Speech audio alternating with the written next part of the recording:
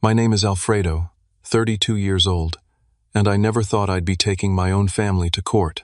Growing up, I was always in my sister Sophia's shadow, watching my parents shower her with everything while I struggled alone.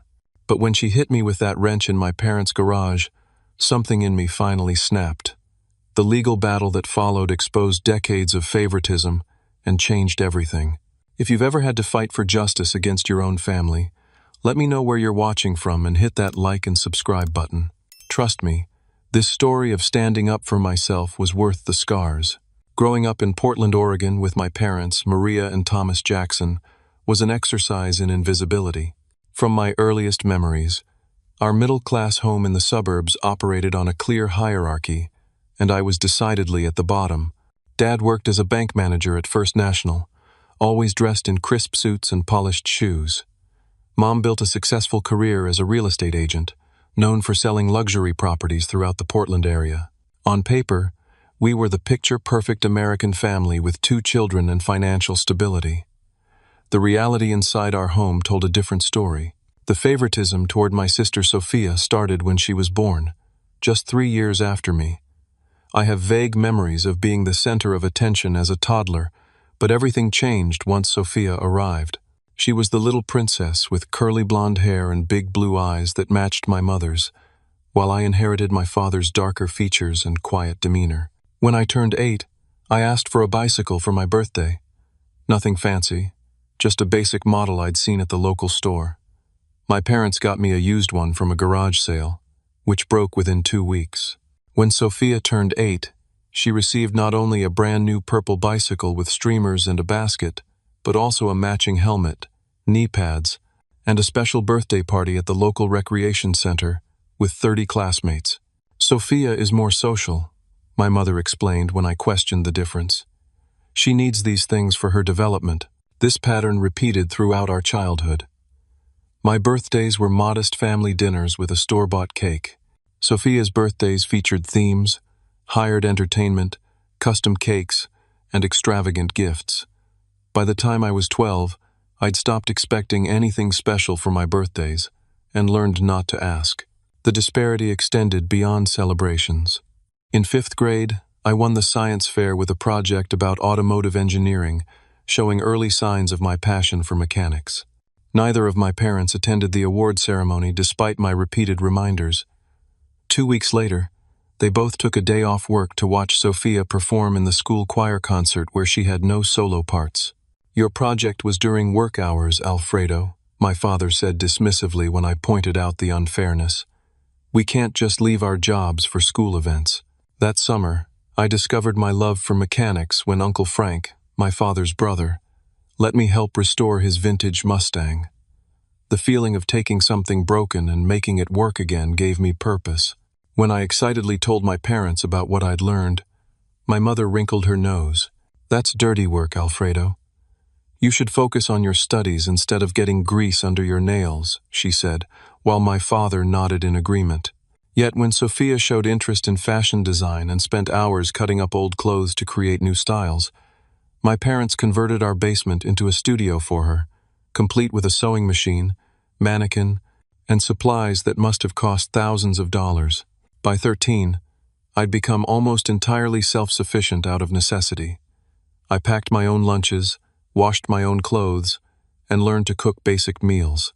Meanwhile, my mother still laid out Sophia's clothes each morning and made her special lunches with notes tucked inside. My father would help Sophia with her homework every evening, while I was told to figure it out when I asked for assistance with algebra. When I was 16, after watching my sister receive a new laptop for doing well in school despite her C-average grades, I finally gathered the courage to confront my parents about the favoritism.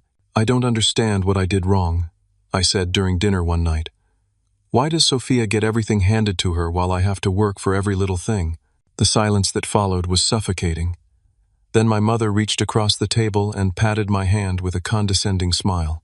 "You've always been so independent, Alfredo. We're just giving you both what you need. Sophia needs more support, and you need to learn self-reliance. We love you both equally." My father didn't even look up from his plate. "Don't be dramatic, son.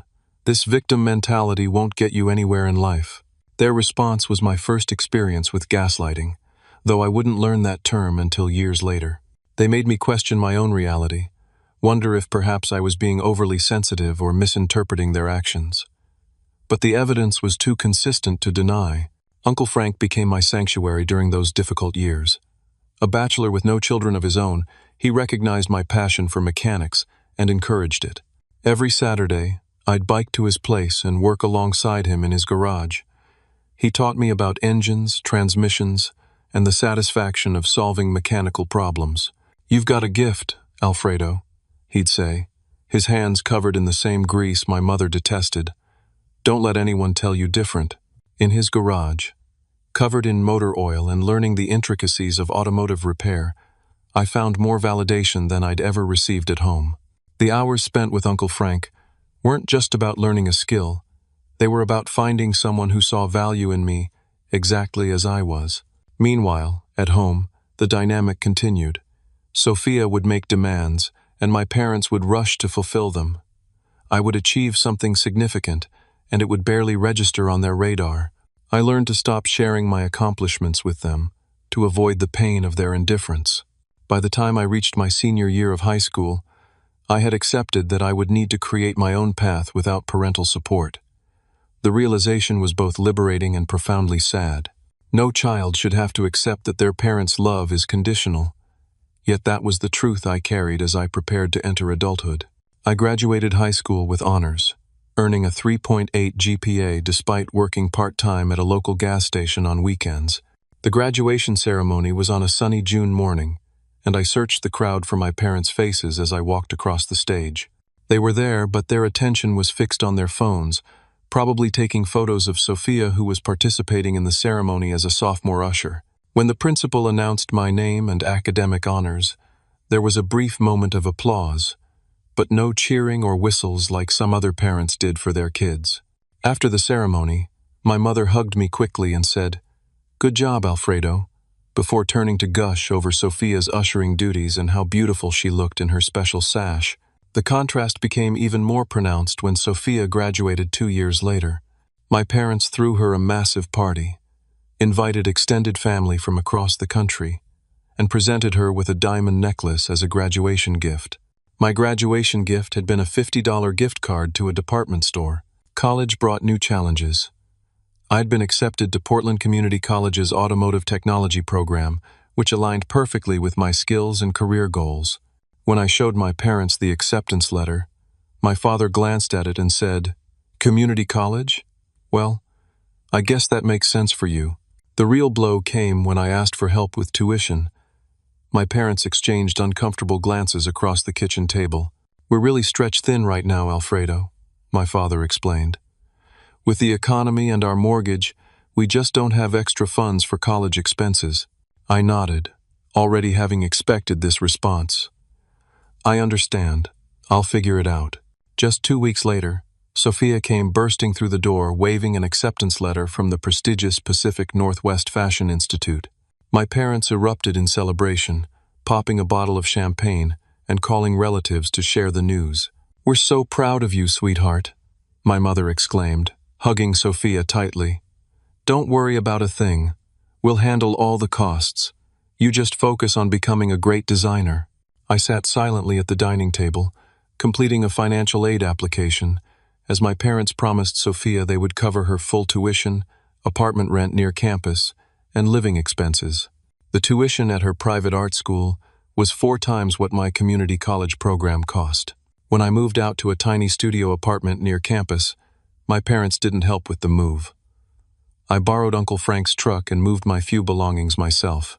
Meanwhile, when Sophia moved into her luxury student apartment downtown, my parents hired movers, bought her new furniture, and stocked her refrigerator with groceries. Despite these challenges, college became a turning point for me. For the first time, I found myself surrounded by people who shared my passion for automotive engineering and who valued hard work and technical skill. I made friends who noticed the disparity in how my family treated me and offered the support my parents never did. "That's not normal, man," said my classmate Jordan, after witnessing a phone call where my parents declined to help me pay for required textbooks. Parents are supposed to help if they can, and it sounds like they definitely can. Working 20 hours a week at Jerry's auto shop while carrying a full course load was exhausting, but it gave me valuable hands-on experience and just enough income to survive.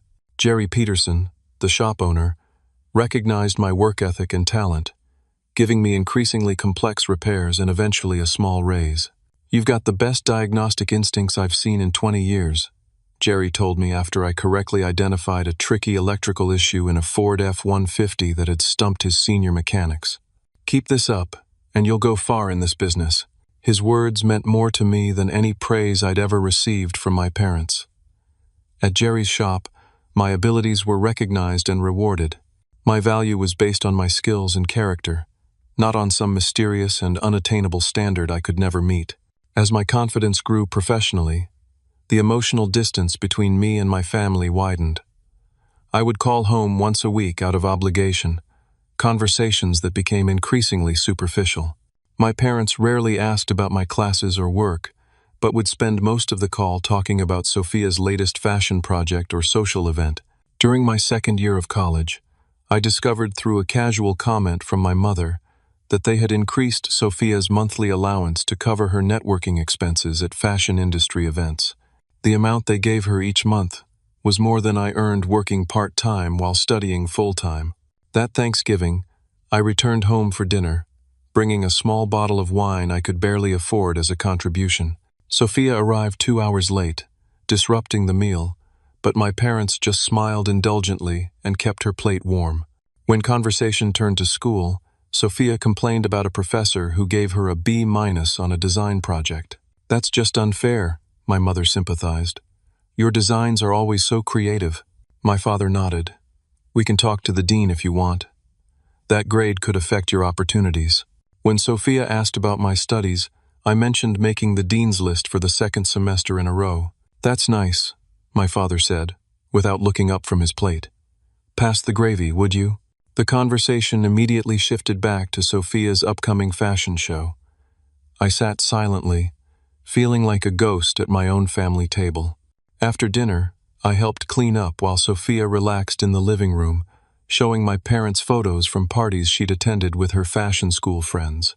That night, as I drove back to my apartment, I realized that no achievement of mine would ever be enough to earn the unconditional love and support my sister received simply for existing. The understanding was liberating in its finality. I could stop trying to win their approval and instead focus on building a life that made me proud, regardless of their recognition. The remaining years of my associate degree program passed in a similar pattern. I excelled academically and professionally, developing a reputation at Jerry's as a mechanic who could solve problems others couldn't. My social circle expanded to include supportive friends who valued me for who I was, and my relationship with my family became increasingly distant, perfunctory, and painful.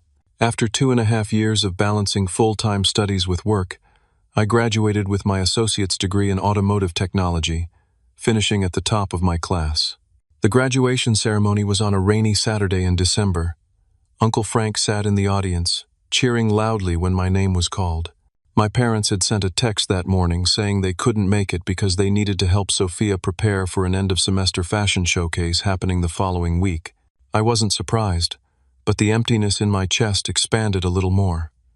Uncle Frank took me to dinner afterward at a steakhouse I could never have afforded on my own. "I'm proud of you, kid," he said, raising his glass in a toast. "You did this on your own, against the odds. That makes it even more impressive." 2 weeks after graduation, I received a job offer from European Motors, a high-end repair shop specializing in luxury imports. The position came with a substantial pay increase, benefits, and opportunities for advancement through manufacturer certification programs. It was everything I had worked for. When I called my parents to share the news, my mother answered and immediately put me on speakerphone. "That's good, Alfredo," she said after I explained the job offer. "Oh, before I forget, we have exciting news too. Sophia's been selected as a finalist in the regional young designer competition." My accomplishment was acknowledged with a single sentence before being completely overshadowed. Yet again, I ended the call quickly, promising to visit soon, knowing I probably wouldn't. With my new salary, I was able to move out of my cramped studio into a modest one-bedroom apartment closer to work. It wasn't luxurious, but it was clean, safe, and mine paid for with money I had earned through my own efforts. I bought simple furniture, set up a small home office in the corner of the living room, and for the first time, began to feel a sense of stability.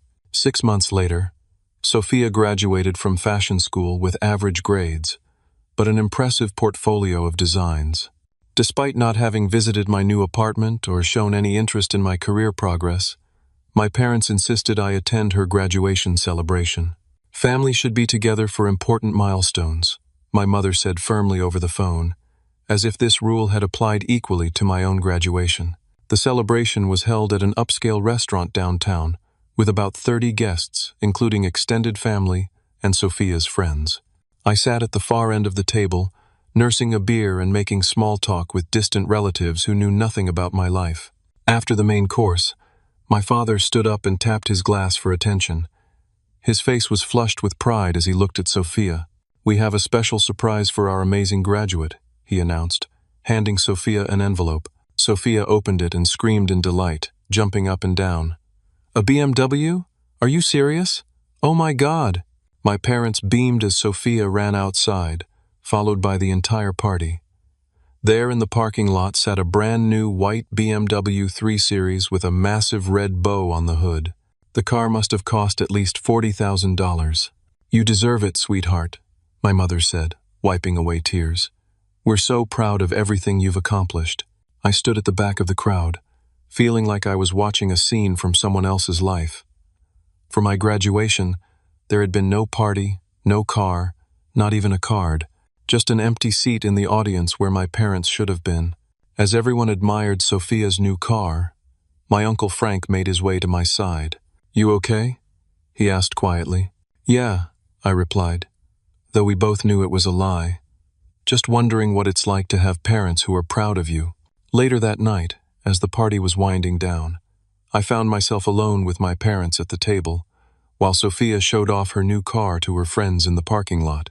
"I need to ask you something," I said, my voice steadier than I expected. "Why did Sophia get a BMW for graduation when I didn't even get a card for mine?" My mother looked uncomfortable. "Alfredo, that's not fair. The situations are different." "How?" I pressed. "I graduated with honors. I worked my way through school. I never asked for anything close to a luxury car." My father sighed as if I was being unreasonable. "Sophia needs a reliable vehicle to get to job interviews and networking events. Her career depends on making the right impression in the fashion world." "And my career doesn't matter?" I asked.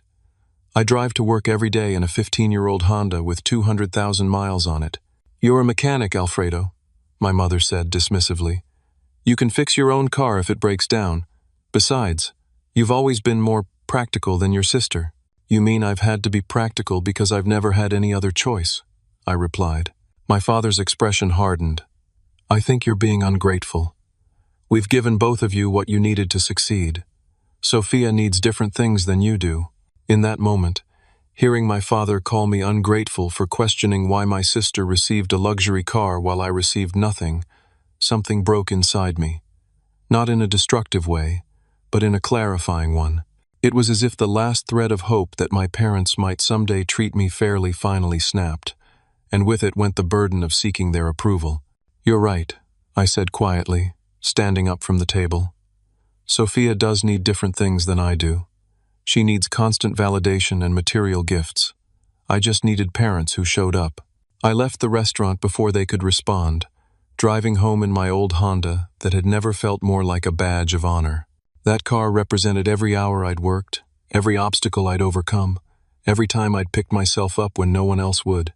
After that night, I made a conscious decision to limit my contact with my family to major holidays and unavoidable events. I focused instead on building my career at European Motors, advancing quickly from general service technician to specialized diagnostic expert.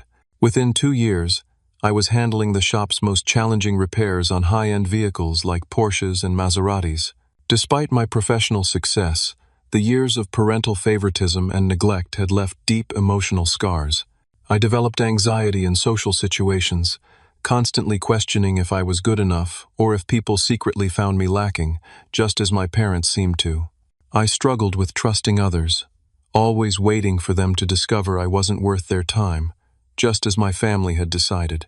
After a particularly severe anxiety attack following a phone call with my mother, who had spent 20 minutes detailing Sophia's latest achievements without asking a single question about my life, I finally sought professional help. Dr. Rachel Bennett, a therapist specializing in family trauma, helped me understand the toxic dynamic I'd grown up with.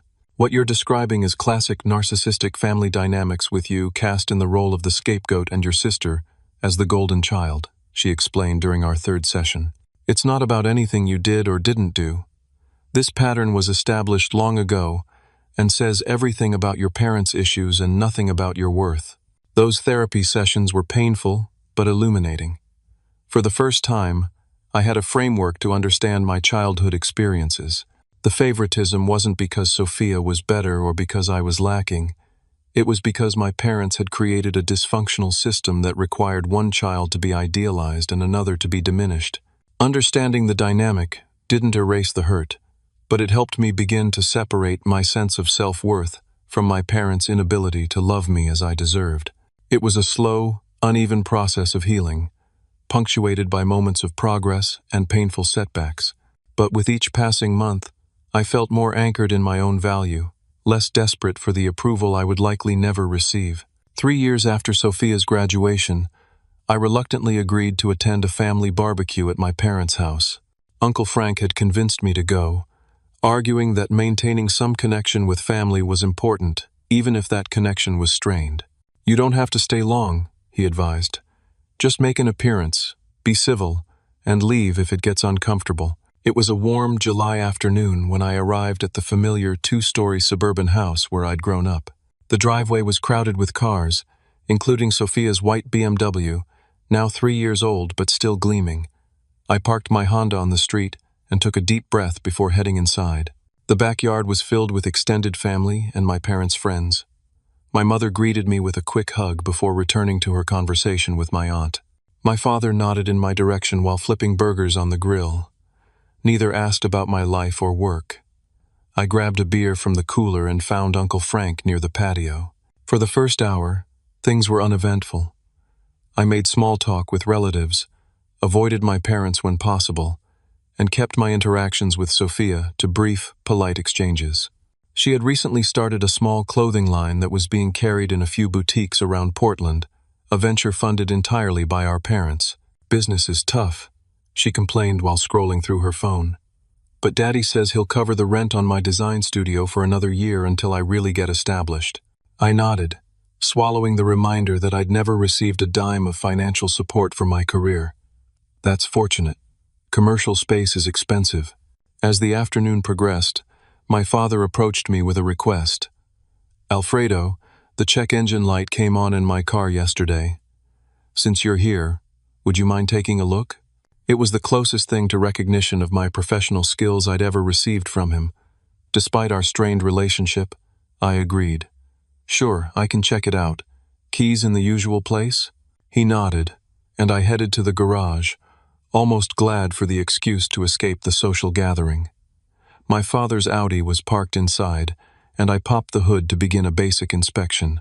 I was checking the connections on the engine sensors when the side door opened, and Sophia walked in. "There you are," she said, her voice already holding an edge of irritation. "I've been looking all over for you." I glanced up briefly. "Just helping Dad with his car." "What's up?" "My car's making this weird noise when I accelerate. I need you to fix it." The entitlement in her tone was nothing new, but something about being in our childhood garage, once again being expected to drop everything to address Sophia's needs, triggered a deep weariness in me. "I can take a quick look before I leave, but if it needs actual work, you should bring it into a shop," I replied, continuing my inspection of our father's engine. Sophia's expression hardened. "Why can't you just fix it? That's what you do, right? Fix cars?" "Yes, at my job, where I get paid for my expertise," I explained patiently. "Just like you get paid for your clothing designs." "Are you seriously going to charge your own sister?" she asked incredulously. "After everything Mom and Dad have done for us?" The irony of her statement was so profound I actually laughed, which only angered her further. "What's so funny?" she demanded. "Sophia, they bought you a BMW and funded your entire business. Meanwhile, I put myself through school while working full-time and never received a dime of support. So yes, I value my time and skills enough to not work for free, even for family." Her face flushed with anger. "That's such bullshit. You've always been jealous of me. Mom and Dad helped you plenty, but you were too proud to accept it." "When?" I challenged, straightening up from the engine. "Name one time they offered meaningful help that they didn't give you tenfold." Sophia crossed her arms, unable to provide an example but unwilling to concede. "You know what? Forget it. I'll take it to the dealer. I don't need your help." "That's probably best," I agreed, turning back to our father's car. "The dealer can—" I never finished that sentence. From the corner of my eye, I saw Sophia grab something from my father's workbench. Before I could fully register what was happening, I felt an explosive pain in my left shoulder as something heavy connected with my body. The force knocked me against the car, and I heard a sickening crack. White-hot pain shot down my arm and across my chest. I looked up in shock to see Sophia standing there, a large metal wrench in her hand, her eyes wide with what seemed like surprise at her own actions. "What the hell?" I gasped, my right hand instinctively moving to my injured shoulder, which was already swelling rapidly. The garage door opened, and both my parents rushed in, likely having heard the commotion. "What's going on in here?" my father demanded. "He was being horrible to me," Sophia cried, immediately falling into victim mode. "I just asked for his help, and he was cruel and condescending." I stared at her in disbelief, still clutching my throbbing shoulder. She hit me with a wrench because I wouldn't fix her car for free. My mother immediately moved to Sophia's side, putting an arm around her shoulders. "I'm sure Alfredo provoked you, honey. He's always been difficult." The pain in my shoulder was nothing compared to the pain of hearing my mother instantly take Sophia's side, even when I was the one physically injured. I looked to my father, hoping for some recognition of the severity of what had just occurred, but his expression was one of annoyed inconvenience rather than concern. "Let's all calm down," he said dismissively. "Alfredo, you're fine. It couldn't have been that hard. Sophia, give me the wrench." "I'm not fine," I said through gritted teeth, the pain intensifying with each heartbeat. She hit me full force with a wrench. "I think my collarbone might be broken." My mother rolled her eyes. "Don't be so dramatic. Sophia wouldn't hurt anyone that badly." "Look at my shoulder," I insisted, carefully removing my hand to reveal the rapidly forming bruise and obvious deformity where the bone had been impacted. Instead of concern, my father's expression showed irritation. "If you'd just helped your sister like I asked you to help me, none of this would have happened." In that moment, the full weight of 3 decades of neglect, gaslighting, and unfairness crashed down on me. My own sister had physically assaulted me, and my parents were blaming me for it. They were standing in front of their injured son and comforting his attacker. "I'm going to the hospital," I said quietly, cradling my arm against my body to minimize the pain as I moved toward the door. "Don't bother coming. I wouldn't want to inconvenience anyone with my medical emergency." "Alfredo, you're overreacting," my mother called after me. "Come back inside and we'll put some ice on it." I didn't respond. I walked carefully to my car, each step sending jolts of pain through my shoulder. Starting the car and shifting into drive with one hand was challenging, but the adrenaline pumping through my system helped me manage the 15-minute drive to Portland General Hospital. In the emergency room, the triage nurse took one look at my shoulder and immediately moved me to an examination room. X-rays confirmed what I already suspected. My clavicle was fractured, with a clean break where the wrench had made impact. "This is a significant injury," Dr. Wilson said, examining the X-ray images. "How did you say this happened?" I hesitated only briefly before telling the truth. My sister hit me with a mechanic's wrench during an argument. The doctor's expression became concerned in a different way. "That's assault. Have you reported this to the police?" "No," I admitted. "It's complicated. Family dynamics." "I understand family is complex," he replied. "But this is a serious injury caused by another person with a weapon. We're required to document this properly, and I strongly recommend involving law enforcement. As the doctor fitted me with a special sling designed to immobilize my shoulder and collarbone, a hospital social worker named Karen joined us. She gently explained my options regarding reporting the assault and provided resources for victims of family violence. Many people don't realize that family violence isn't just between intimate partners, she explained. Sibling abuse is real and often goes unreported because of family pressure and complicated emotions. I left the hospital 3 hours later with a properly immobilized shoulder, prescription pain medication, and a stack of informational pamphlets about assault, victims' rights, and the legal process for pressing charges. I also had Karen's card with her direct number and her assurance that I could call any time if I decided to report the incident. Driving home was even more difficult than the drive to the hospital, as the pain medication hadn't fully kicked in. When I finally reached my apartment, I found my friend Lucas waiting outside my door, looking worried. "Dude, where have you been?" "I've been calling for hours," he said, then noticed my sling. What the hell happened? I invited him in and told him everything: the family barbecue, Sophia's demand, the wrench attack, and my parents' reaction. Lucas listened in growing disbelief and anger. "You need to press charges," he said firmly when I'd finished. "That's assault with a deadly weapon. She could have killed you, if she'd hit you in the head." "They're my family," I said weakly, the painkillers finally taking effect and making my thoughts fuzzy. "Family doesn't do this," Lucas countered, gesturing to my immobilized shoulder. "And family definitely doesn't blame you for being attacked. If some random person at a bar did this to you, would you just let it go?" His question lingered in my mind as I drifted into an uneasy sleep that night, the pain in my shoulder a constant reminder of the violence I'd experienced at the hands of my own sister, and the absolute failure of my parents to protect me, even when I was right in front of them, visibly injured. Morning brought painful clarity, both physical and emotional. As I struggled to dress myself one-handed, my phone buzzed with text messages from my parents. I expected concern, perhaps even apologies. Instead, I found accusations. From Mom. "Sophia is very upset about yesterday. You always push her buttons. Please apologize so we can move past this." From Dad. "Your sister feels terrible. Don't make this bigger than it needs to be. Family problems should stay in the family." There was no acknowledgement of my injury, no questions about my well-being, no recognition that their daughter had committed a serious crime against their son. Just more gaslighting, more protection for Sophia, more expectations that I would absorb the hurt and carry on as if nothing had happened. Something shifted inside me as I read those messages.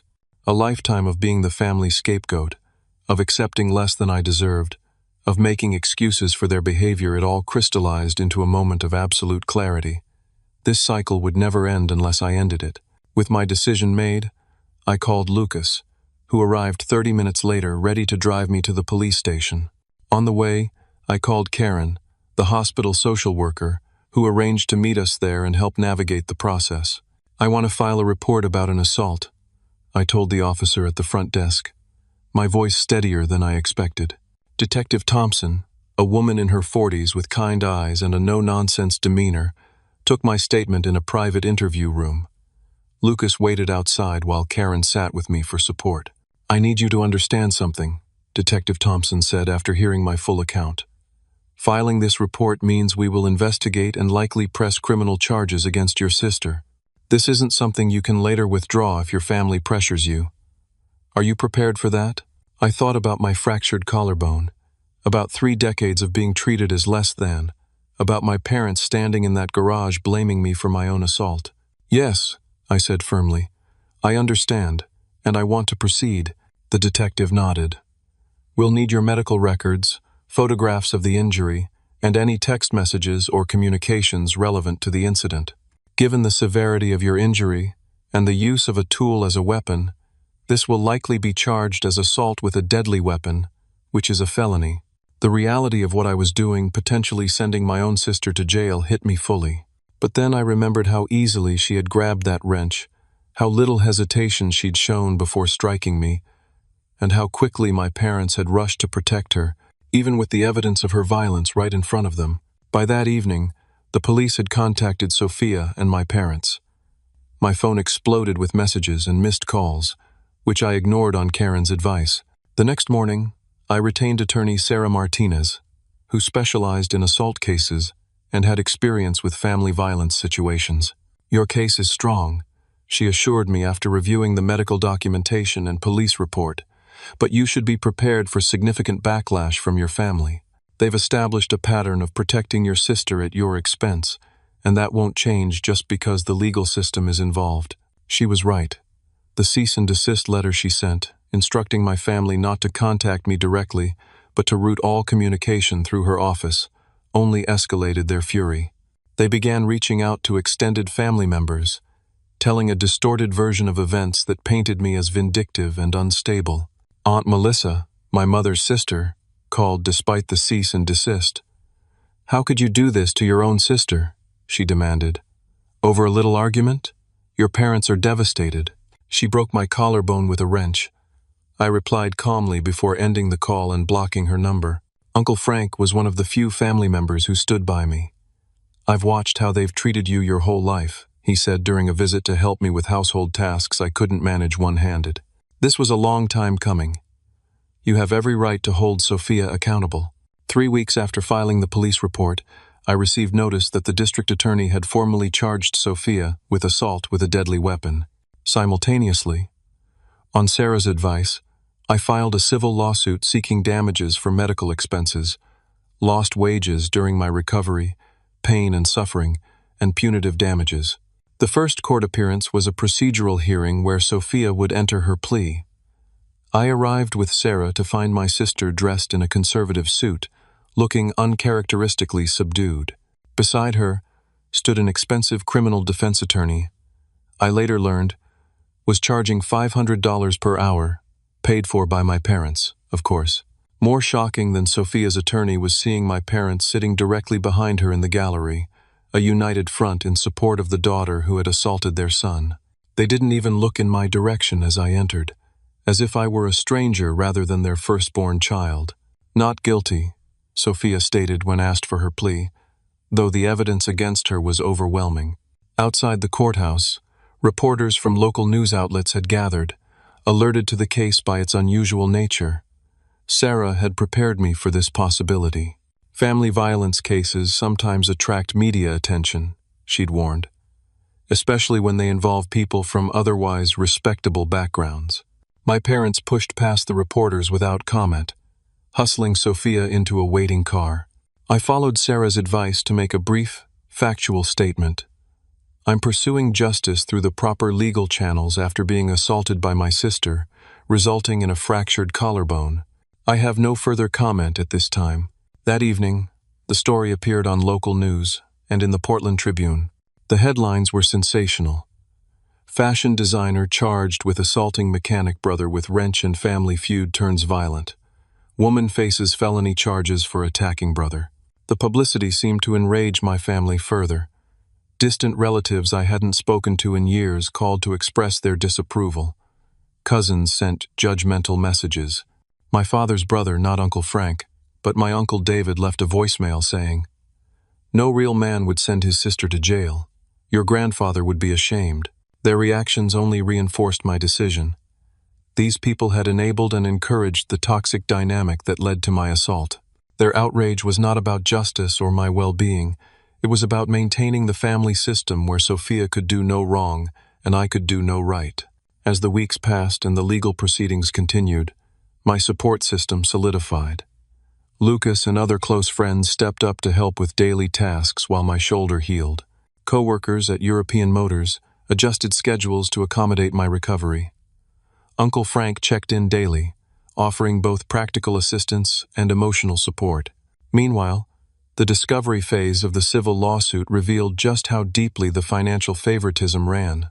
Sarah subpoenaed my parents' financial records, which showed that since our 18th birthdays, they had given Sophia over $200,000 in gifts, paid tuition, housing assistance, and business investment. During the same period, their financial contribution to my life totaled less than $5,000, mostly in small birthday and Christmas gifts. The psychological toll of pursuing legal action against my own family was immense. Some nights, I lay awake, questioning whether I was overreacting or being vindictive.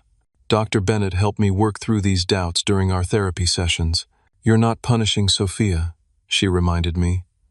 "You're holding her accountable for her actions and refusing to participate in a family dynamic that has caused you significant harm. That's not vengeance. It's healthy boundary setting." 6 months after the assault, with my collarbone mostly healed but still causing occasional pain, both the criminal and civil cases were approaching trial. Sophia's attorney had made several attempts to get the charges reduced or dismissed, all unsuccessful given the clear evidence and severity of the injury. My parents made one last attempt at pressuring me to drop the cases, showing up at my apartment unannounced one evening. "This has gone far enough," my father said when I opened the door, his tone authoritative, as if speaking to a misbehaving child rather than a grown man with a legitimate grievance. "You're destroying this family with your stubbornness." "Sophia made a mistake," my mother added, her expression pleading. "But she's your sister. Do you really want her to have a criminal record for one bad moment?" I looked at them standing in my doorway, these people who had consistently prioritized Sophia's well-being over mine, who had witnessed her assault me and immediately blamed me for it, who were now concerned about her future, but had never shown such concern for mine. "This isn't about one bad moment," I said quietly. "This is about a lifetime of moments where you both made it clear that Sophia's feelings, needs, and even her violence matter more than my basic right to safety and fair treatment. I'm not destroying the family. I'm finally refusing to let the family destroy me." I closed the door on their protests, and with it, closed a chapter of my life where I accepted less than I deserved in desperate hopes of earning their love. The trial dates were set, and I was ready to see this through to its conclusion, whatever the outcome. The week before the trial, Sarah and I met daily to prepare. We reviewed evidence, practiced my testimony, and discussed potential cross-examination questions from Sophia's attorney. The medical evidence was clear X-rays showing the fractured clavicle, photographs documenting the severe bruising, and my orthopedic surgeon's testimony about the force required to cause such an injury. "The physical evidence is the strongest part of our case," Sarah explained. "But your testimony about the pattern of favoritism and family dynamics will provide crucial context for both the criminal charges and our civil claims." Despite my attorney's confidence, I was anxious. Standing up against my family in such a public forum felt simultaneously terrifying and liberating. The night before the trial, I barely slept, rehearsing my testimony and imagining various scenarios. The criminal trial began on a Monday morning in downtown Portland. The courtroom was more crowded than I expected, with local media present due to the unusual nature of the case. Sophia sat at the defense table looking appropriately somber in a conservative blue dress. Her attorney, a stern-faced man in his 50s named James Blackwell, known for defending wealthy clients. My parents sat directly behind Sophia, my mother occasionally reaching forward to touch her shoulder supportively. They didn't acknowledge me as I entered and took my seat behind the prosecutor's table. Uncle Frank sat beside me, his presence a silent counterbalance to my parents' support of Sophia. The prosecutor, Andrea Coleman, presented a straightforward case.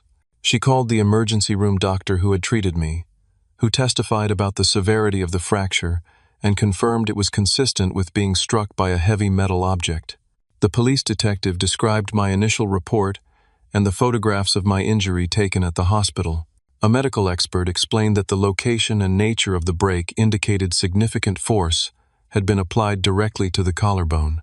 When it was my turn to testify, I felt a strange calm settle over me as I was sworn in. After answering the prosecutor's initial questions about my background and relationship with my sister, I described the events in the garage clearly and without embellishment. Miss Jackson grabbed a large wrench from the workbench and struck me in the left shoulder with significant force, I stated. I heard a cracking sound and experienced immediate, severe pain. "Did you do anything to physically threaten your sister before she struck you?" Andrea asked. "No. We were having a verbal disagreement about car repairs, but I was standing at least 6 feet away from her, partially leaning into the engine compartment of my father's car when she hit me." Blackwell's cross-examination attempted to paint me as resentful and jealous of Sophia's success. "Isn't it true that you've always been envious of your sister's close relationship with your parents?" he asked. I've been hurt by the disparity in how we were treated, I corrected. But this case is about being physically attacked with a weapon, not about childhood resentments. His questioning grew more aggressive, suggesting I had provoked Sophia with insulting remarks about her business failures or that I had moved toward her threateningly. I remained calm, consistently returning to the facts. I was assaulted while performing a favor for my father by a sister who was angry I wouldn't work for free, resulting in a serious injury that required months of recovery. After my testimony, Andrea called Uncle Frank, who provided a powerful account of the favoritism he had witnessed throughout our childhood and early adulthood. I watched my brother and sister-in-law consistently prioritize Sophia's needs and wants over Alfredo's most basic requirements, he testified. When Alfredo told me about the assault, I wasn't surprised. The family dynamic had always excused Sophia's behavior while holding Alfredo to an impossible standard. Lucas testified about finding me after the hospital visit, describing my physical state and emotional distress.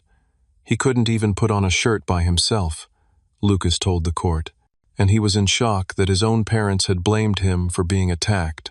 The defense case relied heavily on character witnesses praising Sophia's gentle nature and community contributions.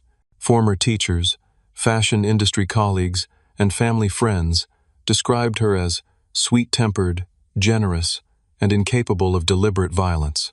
Sophia herself took the stand, tearfully describing a lifetime of pressure to succeed and claiming she had just snapped after years of feeling judged by her older brother. She admitted grabbing the wrench, but insisted she had only meant to scare me, not actually cause injury. Under cross-examination, Andrea Coleman skillfully led Sophia into damaging admissions. "So you deliberately picked up a heavy metal tool during an argument?" Andrea clarified. "Yes, but I didn't mean to." "And you deliberately swung it at your brother's upper body?" "It wasn't planned. You just what, Miss Jackson? Accidentally picked up a wrench and accidentally swung it with enough force to break a bone?" Sophia's composure cracked. "He always thinks he's better than me, always judging me for getting help from our parents when he's too proud to accept anything.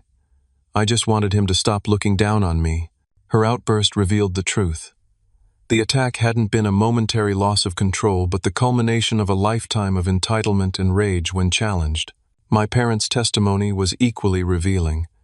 They minimized the severity of my injury, suggested I had provoked Sophia through years of difficult behavior, and admitted under questioning that they had never witnessed me being physically aggressive toward my sister or anyone else.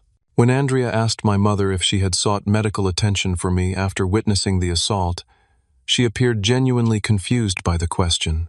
"Alfredo is an adult," she replied. "He could go to the doctor if he needed to."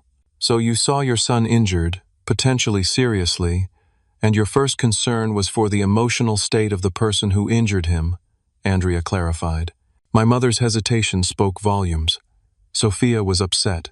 During closing arguments, Andrea emphasized the clear evidence of assault with a deadly weapon, the severity of the injury, and the disturbing family dynamic that had enabled Sophia's sense of entitlement and lack of accountability. Blackwell focused on Sophia's clean record, community contributions, and characterized the incident as an unfortunate family dispute that has been blown out of proportion by an embittered brother seeking revenge. After 3 days of testimony, the jury deliberated for just 4 hours before returning their verdict. Guilty on the charge of assault with a deadly weapon. Sophia gasped audibly, while my mother began to sob. My father sat stone-faced, his arm around my mother. The judge scheduled sentencing for 2 weeks later, and Sophia was released on continued bail. Outside the courthouse, reporters asked for my reaction to the verdict. "This case was never about revenge," I stated calmly. "It was about accountability and establishing that no one, not even family, has the right to physically harm another person." The civil case was scheduled to begin the following week, but Sophia's guilty verdict dramatically strengthened our position. 2 days after the criminal conviction, Sarah called with news. "They want to settle," she said. "The criminal conviction makes our civil case almost a certainty, and they're trying to avoid more negative publicity." The initial settlement offer was insultingly low. Over the next several days, through Sarah's skilled negotiation, the amount increased substantially. The final settlement included full coverage of all my medical expenses, compensation for lost wages, and a significant sum for pain and suffering. Additionally, my parents would be required to pay punitive damages, which Sarah argued were warranted given their role in enabling the assault by consistently shielding Sophia from consequences.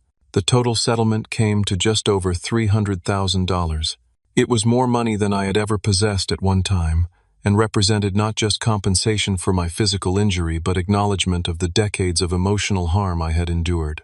Sophia's sentencing hearing was somber.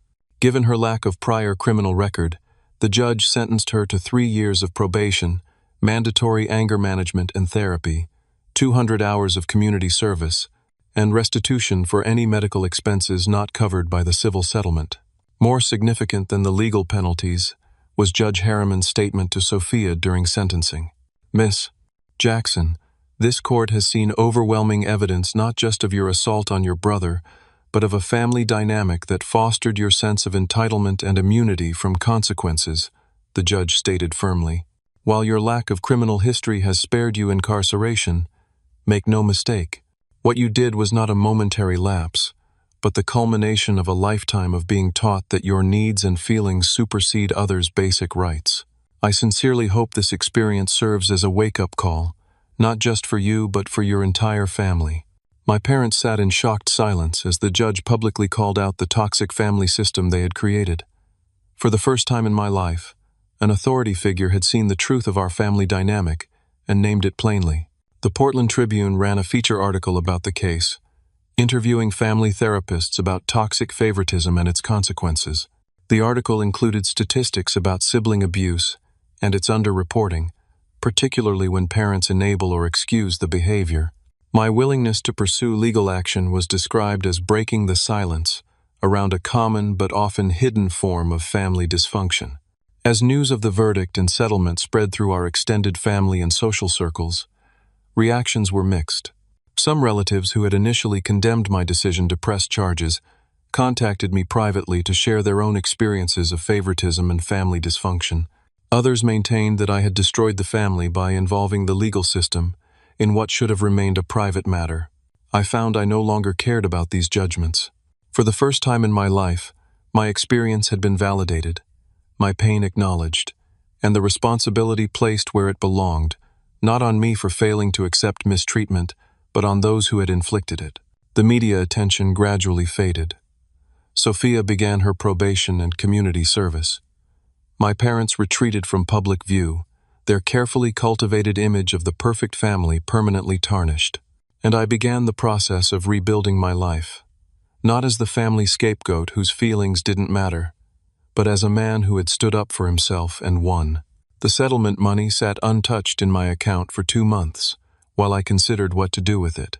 This wasn't just financial compensation, it represented a turning point, and I wanted my decisions about it to reflect the new direction of my life.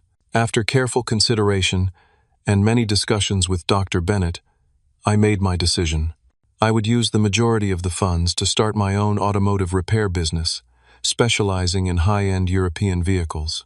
The garage I had in mind was for sale on the east side of Portland, a solid building with good equipment and a loyal customer base, as the owner was retiring. Second Chance Mechanics. I named it, partly for the reclaimed vehicles we would specialize in, but mostly for the second chance I was giving myself to build a life based on my own values, rather than chasing approval I would never receive. The purchase and renovation of the garage gave me purpose during the final stages of my physical recovery. Though my collarbone had healed, I still attended physical therapy sessions twice weekly to regain full range of motion and strength in my left shoulder. Physical healing proved simpler than emotional recovery. Despite the validation of the court verdict and settlement, I still struggled with deep-seated feelings of unworthiness and anxiety in relationships.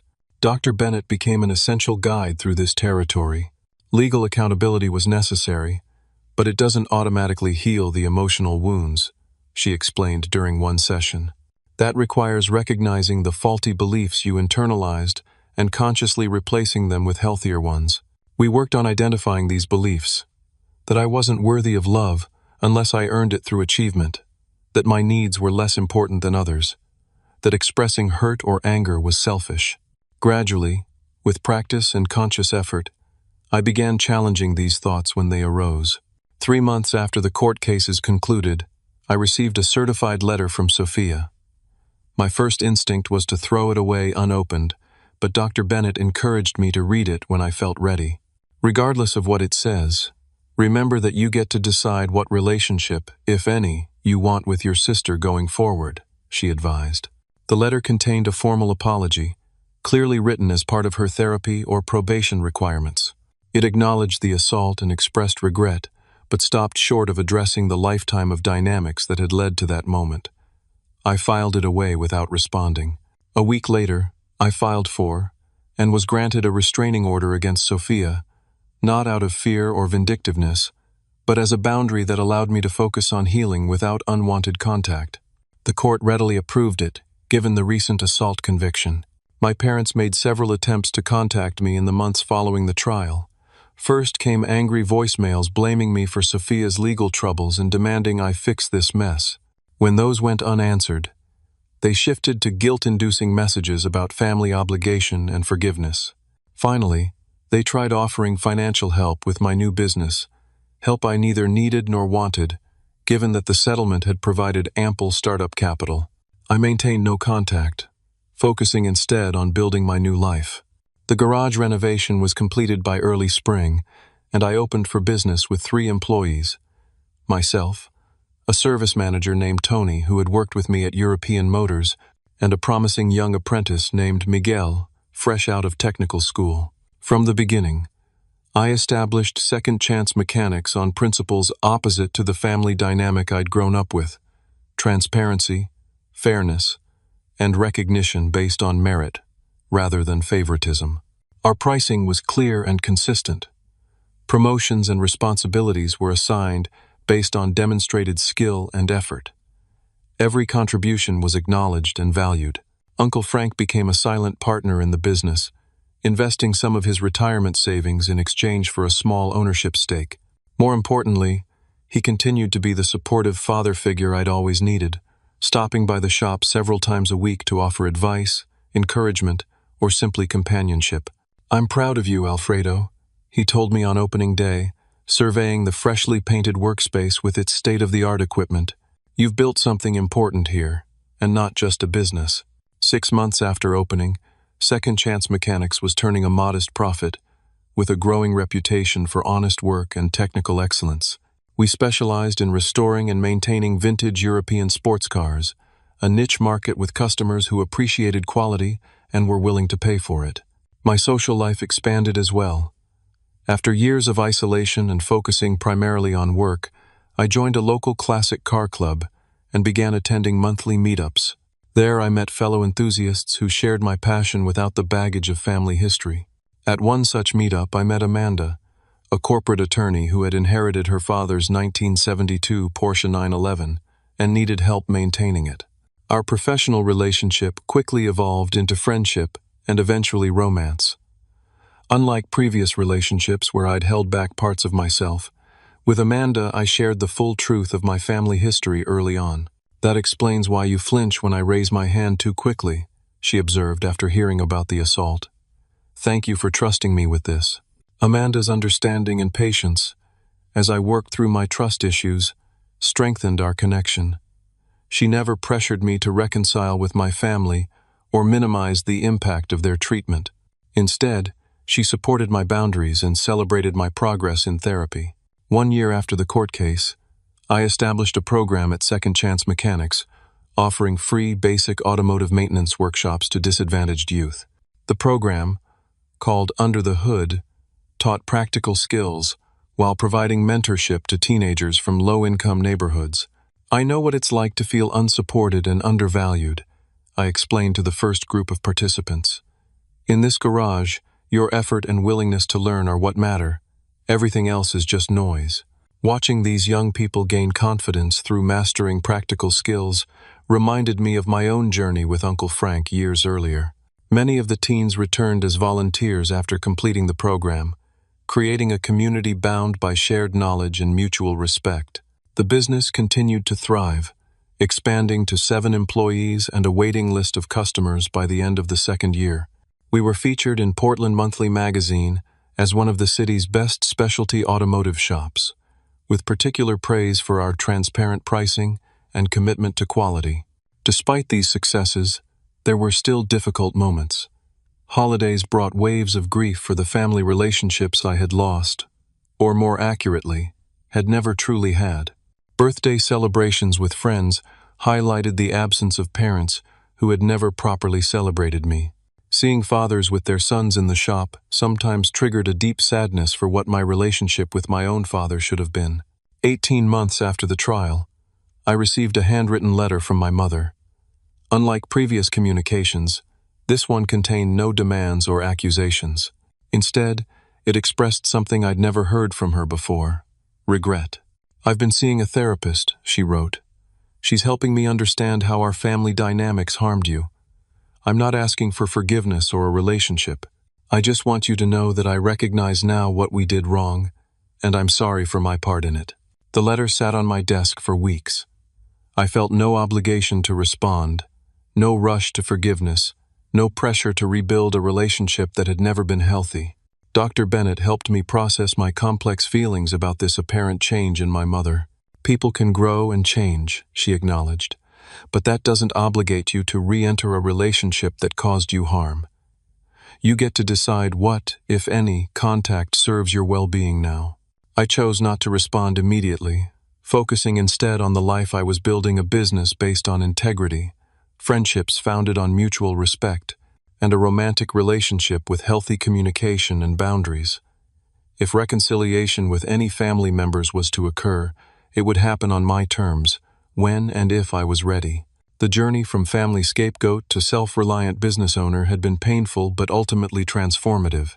The legal victory had been important not because of the financial settlement, but because it represented the first time my experience had been publicly validated, my pain acknowledged as real, and the responsibility placed where it belonged. More valuable than any court verdict was the inner freedom I had gained. Freedom from seeking approval that would never come, from accepting blame that wasn't mine to carry, from participating in a family system that required my diminishment to function. Looking back on the path that had led me here, from the neglected child desperate for parental love, to the determined student working his way through college alone, to the injured brother, finally standing up for himself in court, I recognized that each stage had strengthened me in different ways. The hardships hadn't broken me. They had forged my resilience, my work ethic, my capacity for empathy toward others who felt unseen. The wrench that broke my collarbone had also, ironically, broken the chains of a toxic family dynamic I might otherwise have remained trapped in forever. The injury that had caused such physical pain had ultimately freed me from a lifetime of emotional pain. As I closed the garage one evening, watching the sunset reflect off the polished hoods of the vintage cars in our showroom, I felt a quiet peace settle over me. My worth had never been determined by my parents' capacity to recognize it. My value had never depended on Sophia's willingness to respect it. Those were truths I had always carried within me, waiting to be claimed. Have you ever had to make the difficult decision to distance yourself from toxic family members for your own well-being? I'd love to hear your stories in the comments below. If this resonated with you, please hit that like button and subscribe to hear more stories about finding strength through adversity. Share this with someone who might need to be reminded that standing up for yourself isn't selfish, it's necessary. Thank you for listening to my journey, and remember that sometimes the most important second chances are the ones we give ourselves.